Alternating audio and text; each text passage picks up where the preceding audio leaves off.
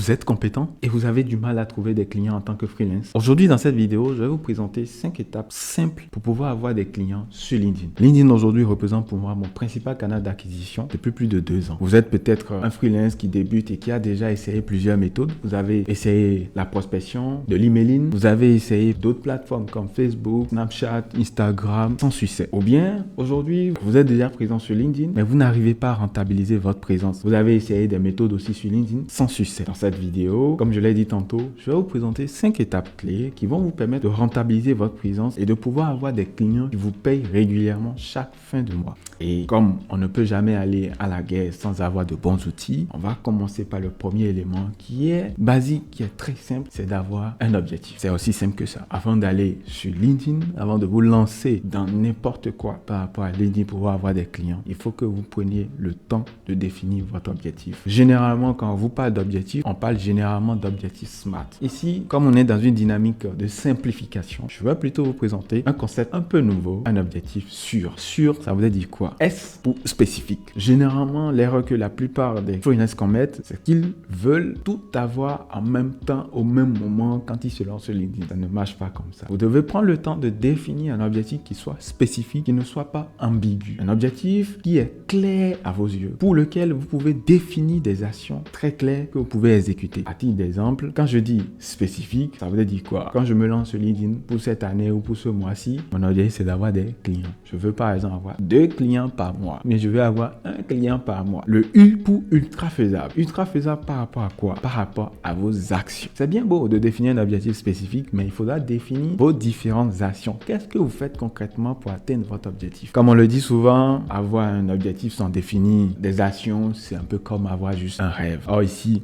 on est déjà plus à l'étape de rêve. On veut avoir des actions concrètes qui nous rapportent du résultat concret. Et donc, ce qui m'amène au R. R vous dit quoi?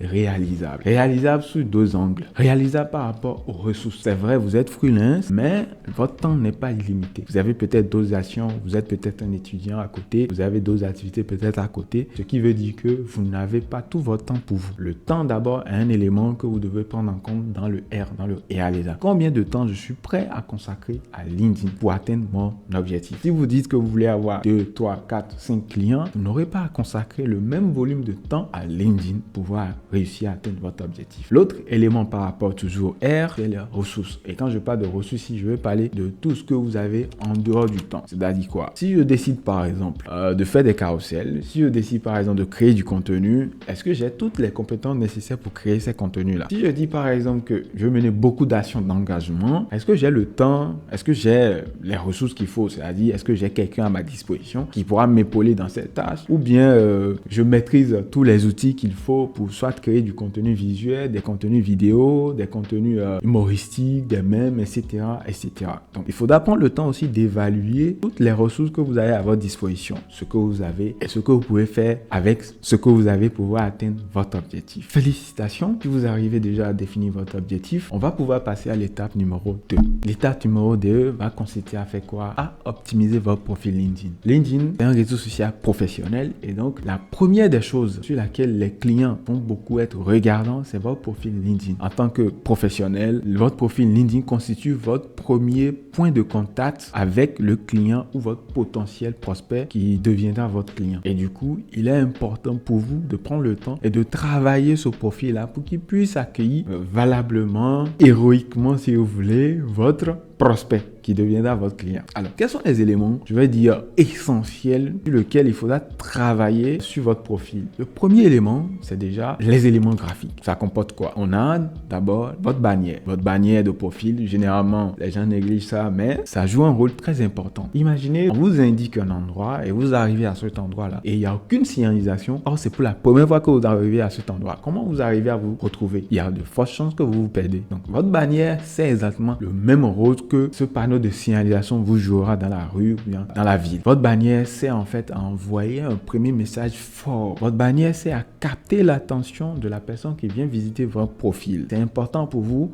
de mettre un élément visuel qui attire. Pour ce point-là, si vous n'avez pas les moyens de faire appel à un professionnel du domaine du graphisme, vous pouvez aller par exemple sur des outils comme Canva. Il y a des templates que vous pouvez utiliser pour pouvoir faire votre bannière de profil. Qu'est-ce qu'il faut mettre comme message? Il y en a plusieurs sortes. Ça va dépendre de votre niveau Ça va dépendre également de ce que vous voulez mettre en avant. Mais généralement, ce qu'on y retrouve, ça peut être soit votre proposition de valeur, ce que vous apportez à votre prospect ou à votre client. Ça peut être également votre nom, prénom, plus votre titre de métier, c'est-à-dire ce que vous faites. Voilà, par exemple, community manager, social media manager, graphic designer, brand designer, voilà. Vous mettez votre titre de métier, ça suffit largement. Pour certains cas, vous pouvez même ajouter une photo, mais il faut bien placer la photo parce que si vous ne savez pas où placer la photo, ça peut aussi perdre en valeur. Le second élément graphique, c'est votre photo de profil. Voilà, je mets ça un peu dans les éléments graphiques et je vais vous expliquer pourquoi. Votre photo de profil, c'est l'un des éléments les plus importants parce que votre photo de profil se retrouve partout. Quand je dis partout, c'est vraiment partout. Dans les commentaires, on va retrouver votre photo de profil. Même en dehors de LinkedIn, par exemple sur les moteurs de recherche, on va tomber sur le lien vers votre profil LinkedIn. Votre photo de profil aussi risque d'apparaître. Et ce qu'il faut faire pour avoir une bonne photo de profil, allez faire une photo shoot. Simplement, voilà. Je ne vais pas tergiverser là-dessus. Allez voir un professionnel de la photographie et dites lui, je veux faire une photo shoot professionnelle. Mais bien évidemment, pourquoi je donne ce conseil, c'est parce que lui, il maîtrise le sujet. Parce qu'une photo de profil, ça rassemble un certain nombre de critères. Par exemple, ça doit être photo portrait. On doit voir plutôt le buste. Vous devez avoir un visage accueillant, pas forcément souriant. Vous devez porter une tenue professionnelle, une tenue qui se réfère à votre domaine d'expertise. Et à ce point-là, permettez-moi de faire une petite discrétion. Quand on dit tenue professionnelle, cela ne veut pas dire forcément de porter costume. Cela veut dire tout simplement qu'il faut porter une tenue qui est acceptée dans votre domaine d'expertise. Si vous prenez les gens qui sont dans le domaine banque, finance, assurance, porter costume, c'est la règle dans leur domaine d'activité. Mais quand on prend par exemple ceux qui sont dans le domaine digital, porter juste un Lacoste comme ce que j'ai fait actuellement avec mon petit logo, le CM de LinkedIn, ça passe, ça passe. L'essentiel, c'est d'avoir une photo d'une bonne résolution qui vous met en avant. Quand quelqu'un verra cette photo, il dira oui, j'ai un professionnel de bon mot. À ce niveau-là, je pourrais vous recommander pour pouvoir créer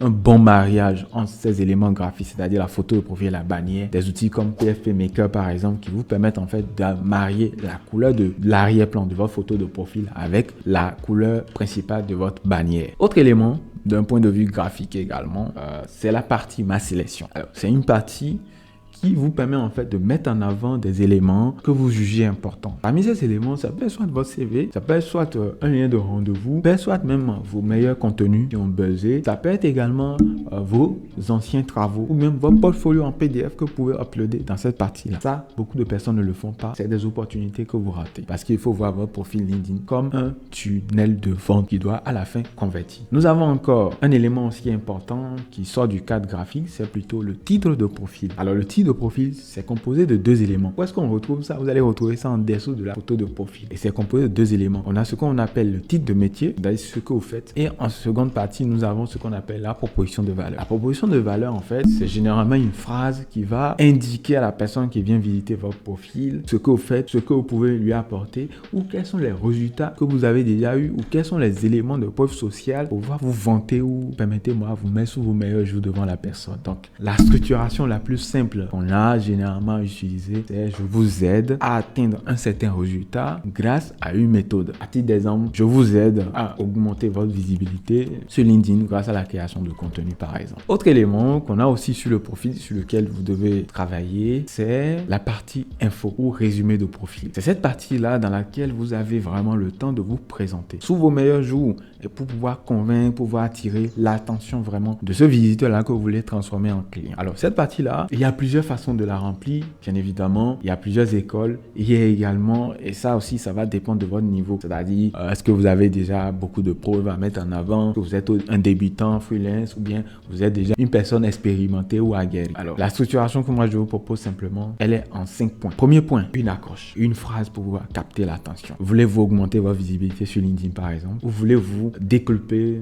votre croissance, votre chiffre d'affaires? Deuxième point, c'est le problème. Quel est le problème que vous résolvez? En tant que freelance, vous résolvez un problème spécifique grâce à votre compétence. Mettez en avant ce problème. Appuyez sur la douleur. Mettez en avant pourquoi cette personne-là doit s'intéresser ou doit résoudre ce problème. Troisième point, c'est la solution. Quelle solution vous proposez? Généralement, dans cette partie, il s'agira en fait de proposer, de mettre en avant vos différents services.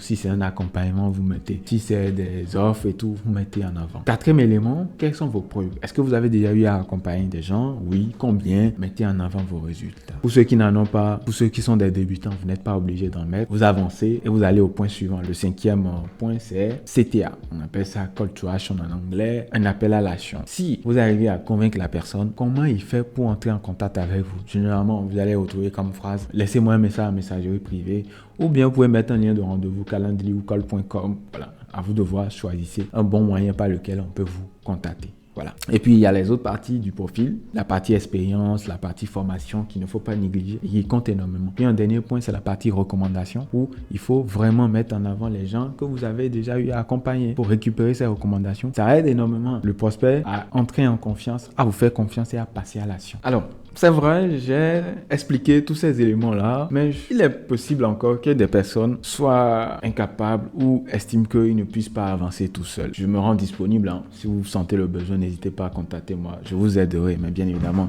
contre quelques euros. Donc, passe au point suivant, la troisième étape, une stratégie de contenu. Si vous arrivez à optimiser votre profil, ce n'est pas encore fini. C'est comme si vous venez juste de faire la fondation de votre maison. Il va falloir alors construire la maison. Pour construire la maison, on va alors payer du ciment, du béton, du gravier, etc. C'est ce à quoi va servir votre stratégie de contenu. Votre stratégie de contenu va vous servir à attirer du monde vers votre profil LinkedIn. Vous l'avez optimisé, il faut alors du trafic. Et ce trafic-là sera amené par les contenus que vous aurez à publier. Dans une bonne stratégie de contenu, il faut viser alors quoi? 3 éléments essentiels. Le premier point déjà qu'il faut comprendre, c'est que dans votre stratégie de contenu, vous n'allez pas uniquement attirer des clients. Parce qu'un contenu que vous publiez sur LinkedIn va attirer beaucoup de personnes. Le point le plus important pour vous, c'est de pouvoir attirer en fait dans ce lot de personnes que vous allez attirer grâce à vos contenus, votre cible, les personnes que vous visez. C'est pour ça qu'on va scinder ça en 3 points. Vous avez des contenus généralistes qui seront là pour pouvoir attirer le maximum de personnes. Dedans, vous allez choisir votre thématique en fonction de votre domaine, en fonction des produits et services que vous offrez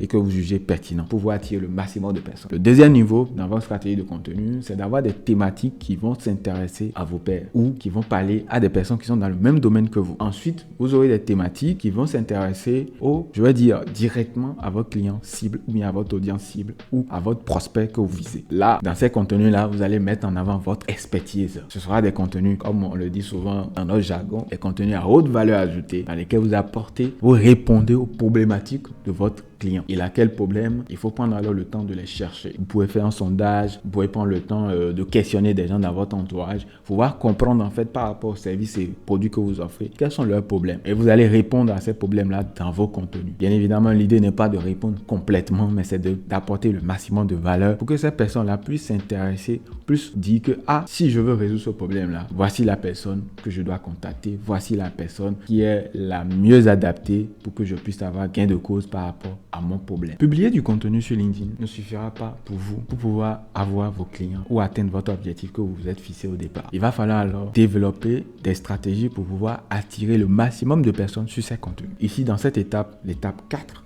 on va parler de stratégie d'engagement. Et je vais vous offrir quelque chose de très simple. Comme je l'ai dit tantôt, dans la stratégie de contenu, il faut poser des contenus qui attirent le maximum de personnes, ensuite qui s'intéressent à vos pairs, ensuite qui s'intéressent à vos clients cibles. Donc ici également, nous allons scinder ça en 3 parties dans la stratégie d'engagement. Le premier point, il faut commenter les contenus des profils sur LinkedIn. Vous n'allez pas pouvoir créer simplement du contenu et attendre que les gens viennent commenter vos contenus pour vous apporter de la visibilité. Il faut alors aussi vous-même sortir de votre zone de confort et aller commenter les contenus des gens. Il y a plusieurs types de profils que vous pouvez aller commenter. Il y a des influenceurs LinkedIn, il y a des gens dans le même domaine que vous. À votre prospect que vous avez en viseur, vous allez commenter également. Vous sélectionnez des profils et vous allez commenter leur contenu régulièrement. C'est comme ça que vous allez, par le biais de la réciprocité, amener ces personnes-là aussi à venir commenter vos contenus. Autre point également que les gens négligent beaucoup, c'est de répondre aux messages. Oui, je ne dis pas en compte cet aspect-là également dans l'engagement. Répondre aux messages. Généralement, les gens ils négligent quand on leur écrit des messages du moment où ce n'est pas un message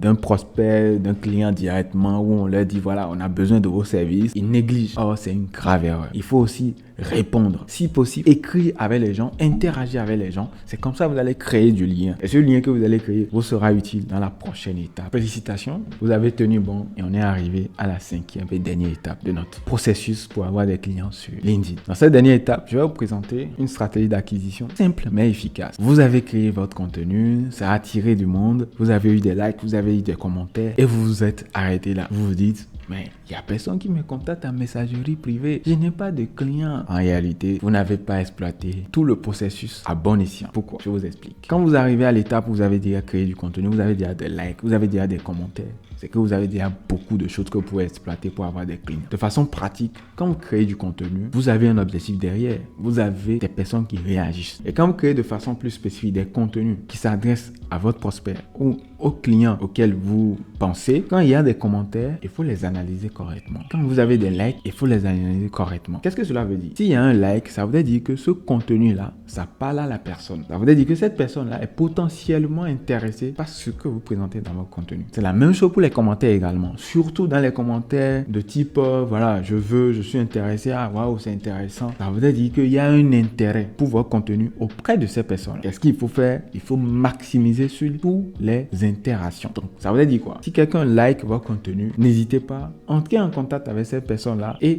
créer du lien avec cette personne. La personne a commenté, entrez en contact avec cette personne-là et créer du lien. Surtout quand vous êtes au début, c'est à partir de ces liens-là que vous allez pouvoir transformer ces personnes-là en des clients. En faisant quoi? Vous leur envoyez une demande de connexion personnalisée. Après la demande de connexion, s'ils acceptent, vous entrez en contact avec eux, vous échangez sur leurs problématiques. Voilà, bonjour monsieur, comment vous allez? J'ai vu que j'ai créé tel contenu sur tel sujet et vous avez réagi et tout.